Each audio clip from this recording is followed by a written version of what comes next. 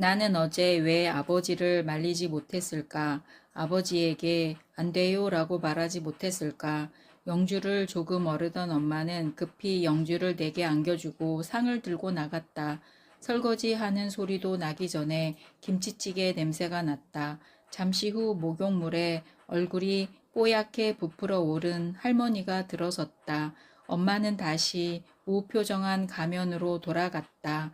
개다리 소반에는 다시 밥과 김치찌개와 냉장고에 있던 묵은 반찬들이 차려졌다.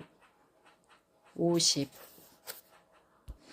나의 간지럽고 아픈 부분을 이렇게나 간결하게 짚어준 사람이 내 인생에 또 있었으랴. 공부 못하는 죄를 추궁당하는 것이 아니라 공부 못하는 서러움을 이해받는 것은 생애 처음 있는 일이었다.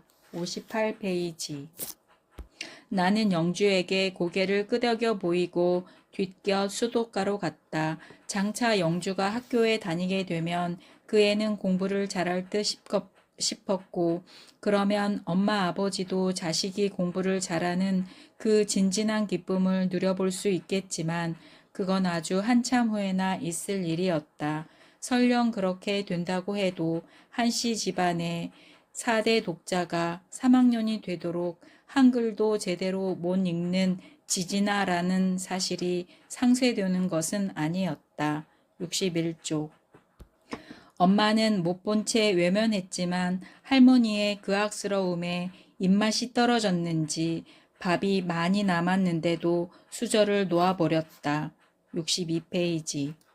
이런 말씀을 드리기는 무척 어렵습니다만 동구한테는 다른 아이들과 좀 다른 점이 있어요. 64페이지.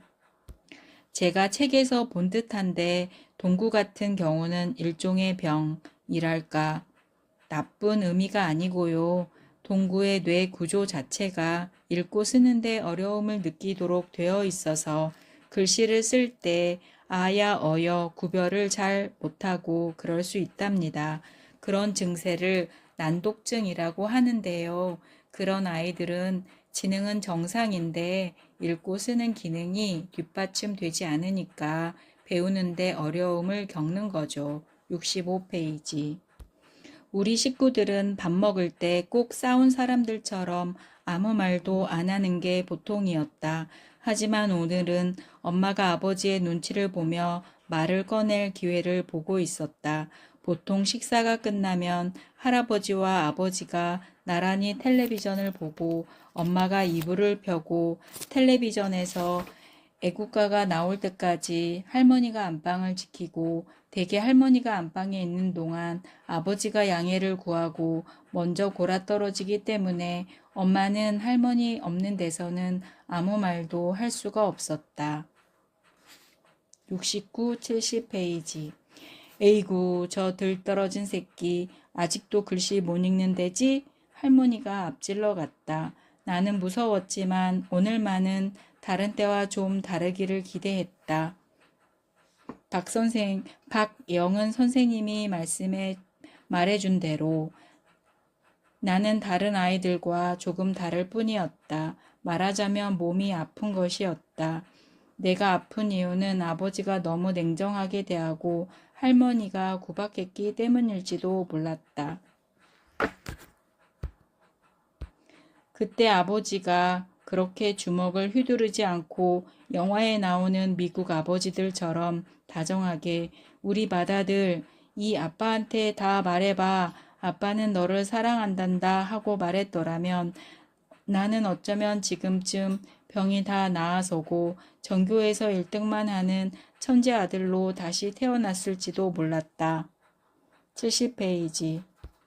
할머니는 혹시 은행 열매를 나눠주지 않을까 기대하고 있는 이웃들에게 어서 각자 집에 가서 볼 일이나 보라고 무안을 주고 안으로 들어왔다. 생각만 해도 비싯비싯 새어나오는 흐뭇한 웃음을 참으려 무진 애를 쓰는 표정이었다.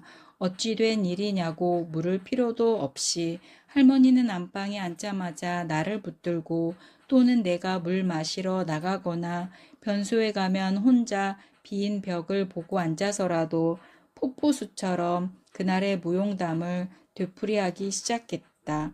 81페이지.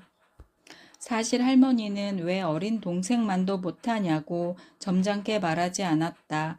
나는 할머니한테 허리띠를 붙잡혀 내가 방금 발자국을 낸 그 구두짝으로 엉덩이를 2대 팡팡 맞았고 이렇게 애새끼가 부잡하니까 3학년이 되도록 공부 한 글자 안 하고 앞으로 똑 비렁뱅이 될 짓이나 하고 있다고.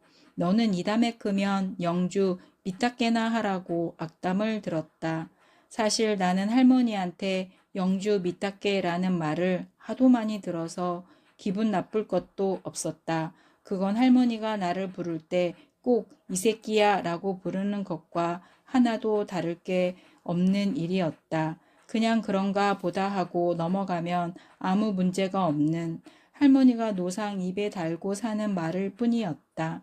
다행히 선생님은 이번 대답은 비교적 만족스러웠는지 다음 질문으로 넘어갔다. 그럼 영주가 말 안 듣고 동구 속을 썩이는 일은 없어?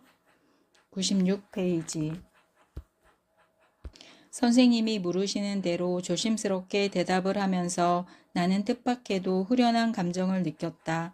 나에게 이런 이야기들을 물어본 사람은 일찍이 없었다. 다들 착하고 똑똑한 영주, 미련 맞고 덜렁대는 동구라고만 생각했다. 커튼을 젖히고 무대 뒤편으로 가보면 그곳에는 아직 어리고 미숙한 영주, 생각 깊고 마음 넓은 동구가 있었다. 97페이지.